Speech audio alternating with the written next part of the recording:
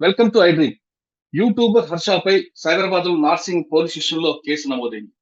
అందులో బొంబాయి చెందిన ఒక అమ్మాయి తనను హర్ష మోసం చేశాడంటూ, డబ్బులు తీసుకున్నాడంటూ ఒక ఫిర్యాదు ఇచ్చారు. ఈ ఫిర్యాదు మేరకు అతనిపై 376, 354 తో పాటు బెదిరింపు సెక్షన్ కూడా నమోదు చేసినట్టుగా తెలుస్తుంది. అయితే హర్ష మాత్రం చాలా క్లారిటీగా చెప్తున్నారు. తనకి ఆమెకి ఎలాంటి రిలేషన్ లేదు, కేవలం ఫ్రెండ్స్ మాత్రమే.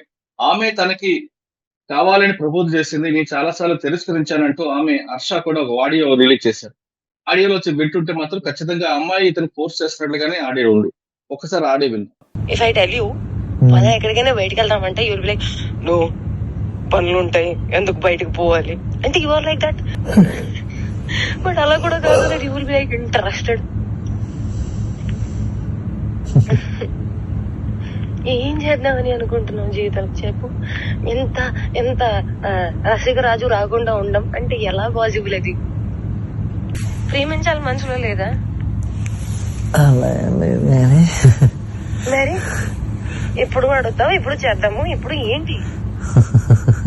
ఇప్పటి వరకు హర్ష రిలీజ్ చేసిన ఆడియోని మనం విన్నాం. విన్న తర్వాత కూడా హర్ష సంబంధించిన వాళ్ళు, అంటే అమ్మాయి బాధితురాలకు సంబంధించిన వాళ్ళు కూడా ఒక వీడియో రిలీజ్ చేశారు. హర్ష ఆ అమ్మాయి కలిసి ఒక దగ్గర ఉన్నట్లుగా ఒక సీసీటీవీ ఫుటేజ్ కూడా పంపించారు. ఇది మరోవైపు జరుగుతుంటే అసలు హర్ష అన్న వ్యక్తి ఏ విధంగా అమ్మాయి పరిచయం అయ్యారు, హర్ష నిజంగా అతని మీద అమ్మాయి మీద రేప్ చేశారా లేదా, లేదంటే గతంలో జరిగినట్లుగా హర్ష కింది స్థాయి నుంచి వచ్చి ఈ స్థాయికి బాగా ఫేమస్ అవడం వెనక కుట్ర ఎవరైనా పని అతను ఏదో రకంగా డ్యామేజ్ చేయాలి ఇంటెన్షన్ తోనే కుట్ర పన్నారనే విషయం అంతా మాట్లాడడానికి హర్ష తరపు న్యాయవాది విజయవాడ నుంచి తాడికొండ చిరంజీవి గారు ప్రస్తుతం అంత ఉన్నారు. ఆయన అడిగి ఈ కంప్లైంట్ కాపీలో ఏం జరుగుతుంది, ఏ సెక్షన్స్ వస్తుంటాయి, హర్ష యొక్క వెర్షన్ ఏంటి విషయాన్ని సార్ నేను తెలుసుకుందాం. సార్ నమస్తే అండి. నమస్తే మురళీధర్ గారు. సార్, ఇప్పుడు కేసు అంతా చూస్తున్నాం. హర్ష మీద గతంలో కూడా ఇటువంటి విధంగానే చాలా మంది యూట్యూబర్స్ దాడి చేసి అతను ఏదో రకంగా డిఫెమ్ చేయాలనే విషయాన్ని మనందరూ కూడా గమనించాం. ఇప్పుడు ఈ కేసు తీసుకుంటే అమ్మాయి చాలా స్పష్టంగా 2022లో తనకు పిలిపించి మొత్తం మంది కలిపి తనపై అత్యాచారం చేశాడని అంటూ కొన్ని సెక్షన్లు కూడా ఆమె కంప్లైంట్ లో చాలా స్పష్టంగా చెప్తున్నారు. ఆవిడ blackmailing, sexual assault, rape, cheating, extortion, defamation అంటే ఇన్ని రకాల సెక్షన్లు, ఇన్ని రకాలుగా తనను వేధించాడు కాబట్టి ఇవన్నీ కూడా ఇంప్లిమెంట్ అవుతాయంటూ హర్ష మన బాధితురాల తరపున అడ్వకేట్ గారు పోలీస్ స్టేషన్ ఫిర్యాదు ఇవ్వడం, ఆ కంప్లైంట్ కాపీలో డీటెయిల్ గా ఉంది. తను 2014 బాంబే నుంచి వచ్చిన తర్వాత హర్ష ఏ విధంగా పరిచయం అయ్యాడు, పరిచయం అయిన తర్వాత వాళ్ళిద్దరు మధ్యలో ఒక వ్యక్తి రావడం, ఒక సినిమా తీద్దామని, మెగా అనే మూవీ తీద్దామని దానికి ఆఫీస్ విషయంలో మాట్లాడుతున్నప్పుడు పిలిచారని చాలా క్లారిటీగా చెప్పుకొచ్చారు. కానీ ఏ ఆధారం లేకుండా ఆ మాత్రం రారనే విషయాన్ని చాలా స్పష్టంగా తెలుస్తుంది. ఎక్కడో మిస్కమ్యూనికేషన్ అవ్వడం కానీ, ఎక్కడో ఇంకొక విషయం జరిగినట్లుగా మనకి పోలీస్ ఇన్వెస్టిగేషన్ బయటపడే అవకాశం ఉంది. ప్రస్తుతం ఇప్పుడు జరుగుతున్న పరిణామాల నేపథ్యంలో హర్ష మీద కేసు రిజిస్టర్ అయింది కాబట్టి 376 రేపు, 354 అసాల్ట్, అదే 506 బెదిరింపు, అంతేకాకుండా నోట్ పిక్చర్ తీసడానికి ఇంకొక సెక్షన్, రకరకాల సెక్షన్ అవుతున్నాయి కాబట్టి హర్ష తరపున మీరు ఏ విధంగా కౌంటర్ చేస్తారు, ఏ విధంగా దీన్ని మీరు క్లారిటీ ఇస్తారు? మురళీధర్ గారు, దీంట్లో కౌంటర్ ఎన్కౌంటర్ ఏం లేవండి. మీకు ఉన్న వాస్తవాలు మీ దృష్టిలో తీసుకొస్తా. ఉన్న వాస్తవాలు మీ దృష్టిలో తీసుకొస్తా. ఏంటంటే ఇప్పుడు హర్ష అన్న అబ్బాయి మీరు చెప్తున్నట్టుగానే చాలా చిన్న స్థాయి నుంచి ఈ పరిస్థితికి వచ్చాడు. అత్యంత పవర్ఫుల్ ఇన్ఫ్లుయెన్సర్ గా కోట్లాది మంది ఫ్యాన్ బేస్డ్ ఉన్న హీరోగా అతను ఎదిగాడు.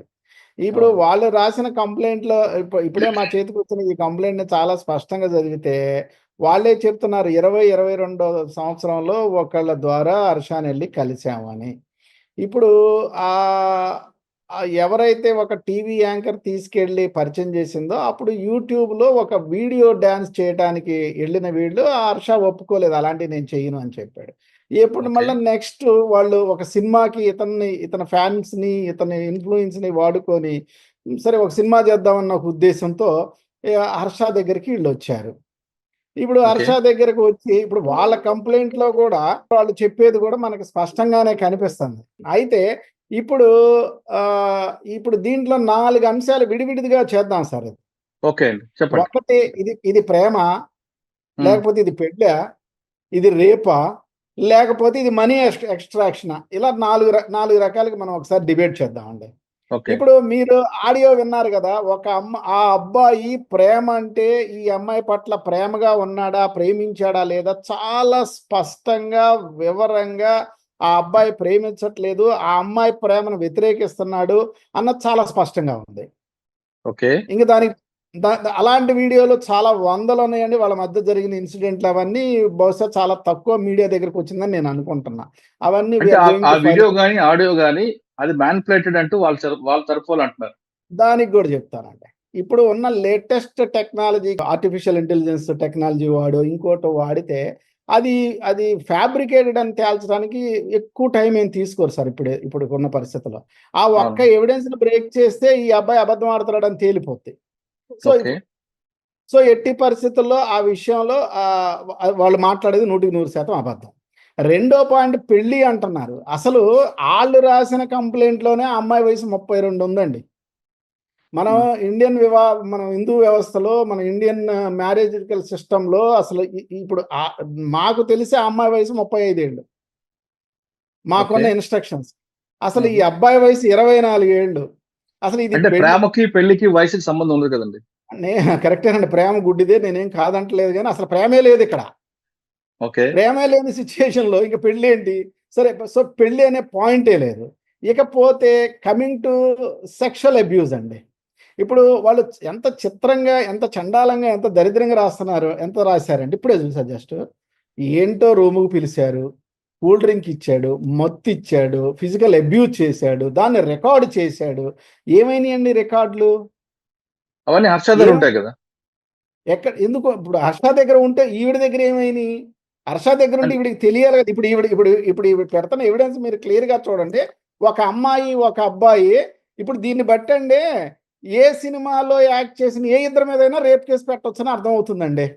ఎందుకంటే నుంచొని, కూర్చొని, పడుకొని రకరకాల దాంట్లో ఇప్పుడు బాడీ లాంగ్వేజ్‌లుంటాయి సార్. అవును. మరి ఇప్పుడు వాళ్ళందరూ రేపిస్టులేనంటారా రేపు ఫ్యూచర్‌లో? సో, అంటే అది రేపిస్ట్ అని అసలు కాదండి. ఇంటర్ కోర్స్ జరిగిందని ఆమె చాలా స్పష్టంగా చెప్తుంది కదా కంప్లెయింట్‌లో. కొహాబిటేటెడ్ అన్న మాట రాసింది. కొహాబిటేషన్ అంటుంది. పలుమార్లు అంటుంది. అవన్నీ నేను ఇప్పుడు the way they have return in the complaint చాలా అంటే ఎలా ఉందంటే ఏదైనా సరే నమ్మబుల్‌గా మినిమమ్ ఎవిడెన్షియరీ వాల్యూతో ఉండాలండి ఏదైనా. అతను నమ్మే పరిస్థితి ఉందండి? అంటే ఆమె సరే ఒక అది కూడా మహిళ సార్ ఒక్క నిమిషం అండి. ఒక మహిళ ఎప్పుడు కూడా ఇంటర్ కోర్స్ తనకి చేశాడని బయటకొచ్చి చెప్పుకోరు. కానీ హ్మ్. ఆమె చెప్పిందంటే అక్కడ ఏదో అంటే ఇష్యూ ఉండుంటది. అంటే హ్మ్. సాధారణంగా నిప్పు లేదా పొగ రాదు కదండీ! ఏదో ఒకటి అవును. ఉండుంటదక్కడ. పొగలేనిదే నిప్పు రాదు. నిప్పు లేకుండా పొగ రాదండి. హ్మ్. అందుకనే ఇప్పుడు ఏమైందంటే ఇందిట్లో నిజం ఏంటంటే ఇతను హీరో అండి. ఇందిట్లో ఓకే. నిజమేంటంటే ఇతనికి కోట్ల కోట్ల మంది ఫాలోయింగ్ వ్యూసులు. ఉందండి. అవును. ఉందండి. ఇంకా నిజమేంటంటే ఇతను ఇన్నోసెంట్ అండి. నిజమేంటంటే ఇలాంటియన్నీ ఇతనికి తెలీదండి. ఇలాంటి కుళ్ళు, ఇలాంటి కుతంత్రాలు, ఇలాంటి విషవలయాలు ఉంటాయన్న ఇతనికి తెలీదండి. అయితే అంటే ఇప్పుడు సాధారణంగా, నేనేమంటున్నానంటే సాధారణంగా ఎప్పుడైతే సస్పెక్ట్ వచ్చారో వాళ్ళ అడ్వొకేట్ అదే రకంగా మాట్లాడతారు. తెలుసు అని ఎవరు అనరు గదా!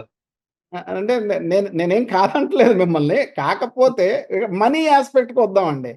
ఇప్పుడు హ్మ్. మీ అందరికి మాకంటే గూడా మీకు చాలా స్పష్టంగా తెలుసు. హర్ష సాయి అనే అబ్బాయి ఒక 30 సెకండ్స్ వీడియో గనక చేసి పోస్ట్ చేస్తే, ఈ సోషల్ మీడియాలో గాని ఏదైనా ప్రమోట్ చేస్తే ఎన్ని ఎన్ని ఇప్పుడు ఈళ్ళు చెప్పడమే 1,00,00,000, 2,00,00,000 వస్తాయి అంటున్నారు గదండీ! అవును. మరి ఈళ్ళ ప్రకారం రోజు 2, 3 వీడియోలు తీసుకుంటే ఎంత డబ్బు సంపాదించాలండి? ఆ అబ్బాయి ఇప్పుడు వాళ్ళ కంప్లెయింట్‌లో చూస్తే 50,00,000 ఇచ్చామని రాశారు. అవునండి. ఇప్పుడు చూస్తేనేమో 2,00,00,000 అంటున్నారు. అంటే ఈ ఈ అంటే 50,00,000 ఇదంతా ఒకసారి 2,00,00,000 ఒకేసారి గాకుండా దశల వారీగా ఇచ్చామనేది వాళ్ళు ఎస్టాబ్లిష్ చేయలేకపోయారండి. సార్ ఈ రోజున 2,00,000 దాటితే యాస్ పర్ ఇన్‌కమ్ టాక్స్ అన్నీ బ్యాంక్ జనరల్‌గా జరగాలి. I'm not denying the black money and all. అయితే యాహ్! ఒక్క రూపాయైనా త్రూ ప్రాపర్ ఛానెల్‌గా ఇచ్చినట్టుందా? మీరొక్కసారి మనసు పెట్టి ఆలోచించండి మురళీధర్ గారు. అంటే కంప్లెయింట్‌లో రాసి తర్వాత స్టేట్‌మెంట్ అప్పుడు ఎవిడెన్స్ ప్రొడ్యూస్ చేయొచ్చు కదండీ! అప్పుడే చూపించాలని రూల్ ఏం లేదు కదా! చేయొచ్చు. నేను ఒప్పుకుంటానండి. FIR is not an encyclopedia. నేను అవును. ఒప్పుకుంటా. కానీ హ్మ్. మినిమమ్ ఎవిడెన్షియరీ వాల్యూ గూడా ఉండాలి. అంటే 376 కాబట్టి 164 స్టేట్‌మెంట్‌లో అవన్నీ స్టేట్‌మెంట్ ఇచ్చినప్పుడు ఎవిడెన్స్ చూపించొచ్చు కదా! చూపిస్తారులెండి. 164 మీరు చట్టాన్ని బాగా చదివారు. మీరు చాలా అవన్నీ వస్తాయండి. అయితే మీరు చూస్తే హర్ష సాయికి ఈ అవసరం లేదు. హర్ష ఓకే. సాయి అది మీరు చెప్పండి. నిజంగానే హర్ష సాయికి ఇప్పుడు ఇలాంటి చిల్లర పనులు చేసి, ఎందుకంటే చూడండి ఇన్ని వేల వీడియోలు చేశాడుగా మురళి గారు, మీరు బాగా గమనించండి. ఒక్క దాంట్లోనైనా సరే హర్ష సాయి ఎవరితోనన్నా పరుషంగా మాట్లాడినట్టు కానీ, ఇండీసెంట్గా ఉన్నట్టు కానీ, లేకపోతే వ్యతిరేకించినట్టు కానీ, ఖండించినట్టు కానీ, ఇన్ని వందల వీడియోలు అతను విమర్శిస్తూ వస్తున్నా కూడా ఎక్కడా కూడా ఆ బిడ్డ ఎవరిని ఖండన కూడా చేయలేదండి. కేవలం విశాఖపట్నంలో కోర్టులో దావా వేసి డిఫమేషన్ వేసి కూర్చున్నాడు తప్ప అతను చట్ట వ్యతిరేక మనిషి కాదు, చట్ట వ్యతిరేకం చేయలేడు సార్. అతనికి అసలు అవ్వదు. ఇప్పుడు అతనికి ఉన్న ఫాలోయింగ్ లో నిజంగానే ఒక అమ్మాయి ఒక స్త్రీ సాంగత్యమో కావాలంటే అతనికి ఉన్న ఫాలోయింగ్ కి అతన్ని పెళ్లి చేసుకోవాలని రకరకాల ఎన్ని ఆఫర్లు ఉంటాయో మీరే ఆలోచించవచ్చు. సో ఇది 100% 4 నెలల నుంచి జరుగుతున్న అనేక రకాల కుట్రలో ఆఖరి ప్రయత్నం సార్ ఇది. ఓకే, ఒకసారి 4 నెలలు సార్, ఒక్క నిమిషం అండి. 4 months నుంచి ఈ మొత్తం జరుగుతుంది. లాస్ట్ స్టెప్ లో కంప్లీట్ గా వచ్చారంటున్నారు కాబట్టి 4 నెలల ముందు ఏం జరిగిందో ఒకసారి చెప్పండి. చెప్తానండి.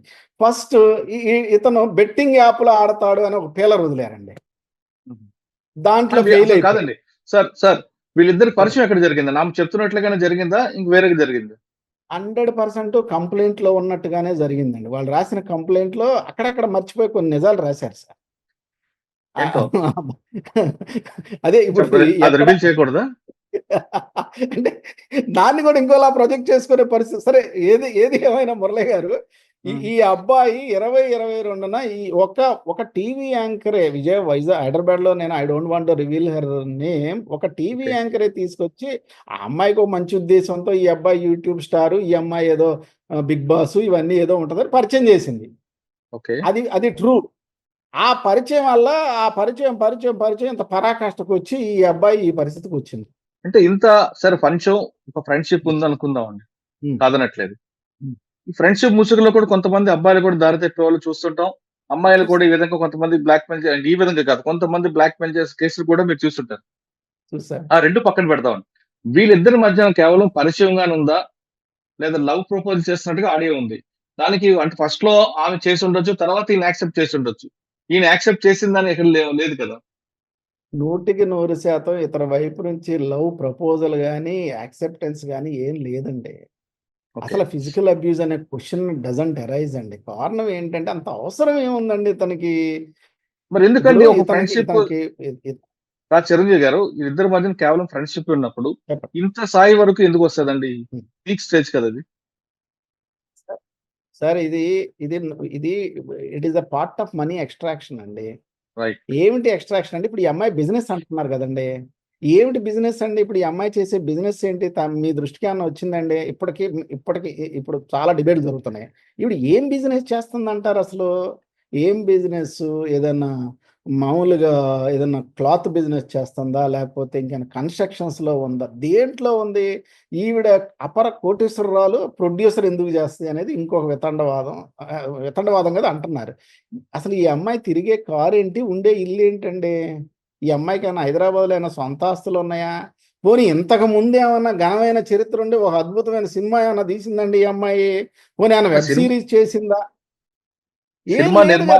సినిమా నిర్మాత అవ్వాలంటే డబ్బులే అవసరం లేదండి, బాగా లేదంటే మంచి నేను ఎగ్రీ చేస్తానండి. డబ్బులే ఉండక్కర్లేదు. ఇప్పుడు ఆ డబ్బులు లేనితనం ఉంది ఇప్పుడు ఇక్కడ.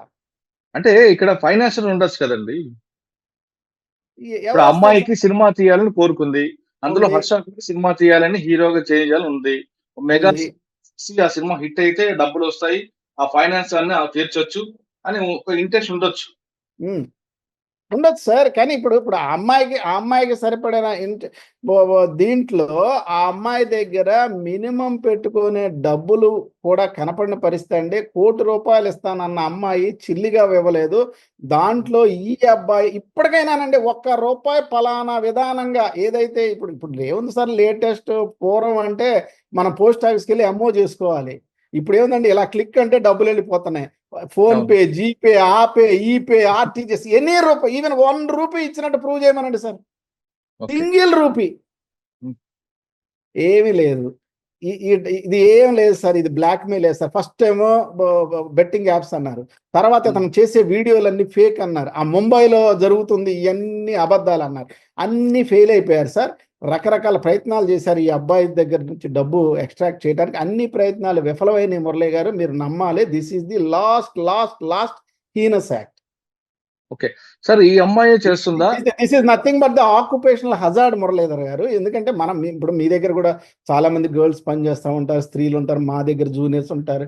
ఇప్పుడు ఎవరైనా మనతో క్లోజ్గా ఉన్నోళ్ళు వచ్చేసి నన్ను అది చేశాడు ఇది చేశాడు అంటే ప్రస్తుతం ఉన్న రోజుల్లో సింపుల్గా మనం చేయలేం. ఏమి అందుకనే అన్ని సర్వైలెన్స్ మధ్య బతకాల్సిన పరిస్థితి వచ్చిందండి. ఇప్పుడు